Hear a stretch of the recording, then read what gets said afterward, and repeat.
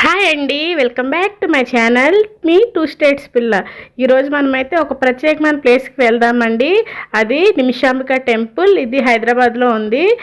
మీరు కూడా నాతో పాటు వచ్చేయండి. ఆ టెంపుల్ ఎక్కడుందో మీకు చూపిస్తాను.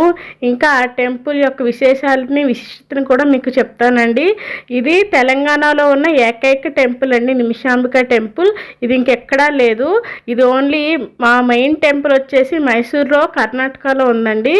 ఇంకా దాని నెక్స్ట్ మనకి తెలంగాణలోని బోడుప్పల్లో ఈ నిమిషాంబిక దేవి టెంపుల్ అనేది లొకేట్ అయి ఉందండి.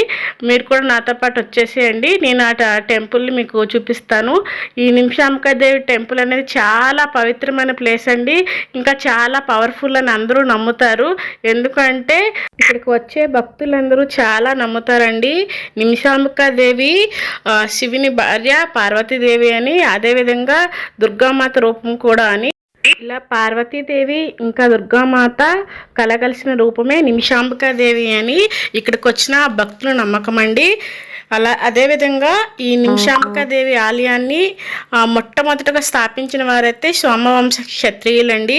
అక్కడ సోమవంశ క్షత్రియ రాజు అయిన ఆయన ఈ ఆలయం ఎక్కడైతే ఉందో ఆ ఆలయంలో తపస్సు చేసి ఒక శ్రీచక్రాన్ని ఒక రాయిని ప్రతిష్టాపన చేయడం జరిగిందండి. ఇన్ 1909 తర్వాత కొన్ని సంవత్సరాల తర్వాత 2006లో మనకి ఈ నిమిషాంబికా దేవి టెంపుల్ని కట్టడం అయితే జరిగిందండి. సోమవంశ క్షత్రియ వంశస్థులే దీనిని నిర్మించడం జరిగింది.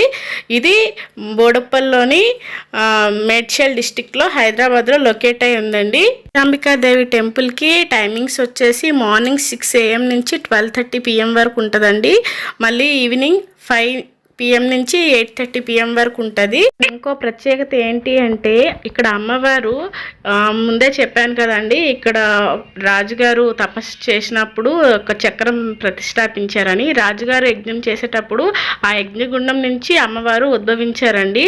అందుకే అమ్మవారిని ఇక్కడ ఆగ్నేయ భాగంలో ప్రతిష్టాపన చేయడం జరిగింది. ఇక్కడికి వచ్చిన భక్తులందరూ ఫస్ట్ ఈ ధ్వజస్తంభానికి మనకి ఒక్క నిమిషంలో కోరుకొని 16 ప్రదక్షిణలు చేసి అమ్మవారికి మన యొక్క బాధని, మన కోరికని విన్నవించుకోవాలండి. అప్పుడే మన కోరిక నిమిషాల్లో తీరుతుంది. అది 21 నిమిషాల్లో కానీ 21 రోజుల్లో కానీ తీరుతుందని భక్తుల విశ్వాసం.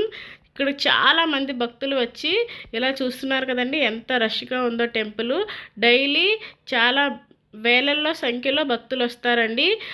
మంగళవారం, శుక్రవారం అని ఏం లేదు, ప్రతిరోజు నిత్యం వస్తారు. ఇక్కడ మెయిన్ థింగ్ ఏంటి అంటే ముందు చూపించాను కదా ధ్వజస్తంభం, ఆ ధ్వజస్తంభానికి వెళ్ళి ఒకే ఒక్క నిమిషంలో మన కోరికని ధ్వజస్తంభం ముందు చెప్పాలండి. చెప్పినాక 16 ప్రదక్షిణలు చేయాలి.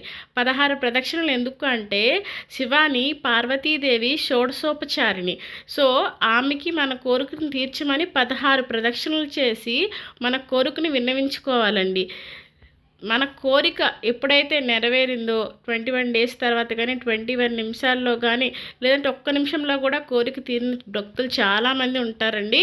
ఇలా ఆ భక్తులు మళ్ళీ వచ్చి ఇక్కడ అమ్మవారికి ఎంతో సంతోషంగా ఒడిబియ్యాన్ని సమర్పించుకుంటారండి. అంతేకాకుండా ఇక్కడ నైరుతి భాగంలో విఘ్నేశ్వరుడు కొలువై ఉన్నారండి. విఘ్నేశ్వరుడు అనగానే పార్వతీదేవి కుమారుడు, విఘ్నాలకు అధిపతి అండి. మనం ఎప్పుడైతే మన కోరిక తీరిన వెంటనే వచ్చి 108 ప్రదక్షిణలు అయితే చేస్తామో అప్పుడు ఆ ప్రదక్షిణలు చేస్తున్నంతసేపు విఘ్నేశ్వరుడు మన విఘ్నాలన్నీ తీసుకుంటారని ఇక్కడ భక్తుల విశ్వాసం అండి. ఇందాక వీడియోలో 109 అని చెప్పాను, క్షమించండి.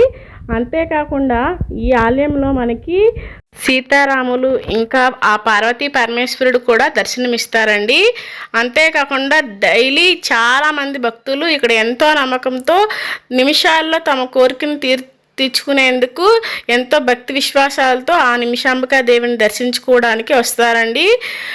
ప్రతి ఒక్కరు కూడా ఎంతో నిష్ఠతో ఇలా ధ్వజస్తంభం దగ్గర ఒక్క నిమిషంలో కోరుకొని 16 ప్రదక్షిణలు చేయడం వల్ల తమ యొక్క కోరిక 1 నిమిషంలో లేదా 21 నిమిషాలలో లేదా 21 రోజుల్లో తీరుతుందని భక్తుల విశ్వాసం అండి. ఐ హోప్ మీ అందరికీ ఈ వీడియో నచ్చింది అనుకుంటున్నానండి. Please do like, share, subscribe to two states పిల్ల ఛానల్.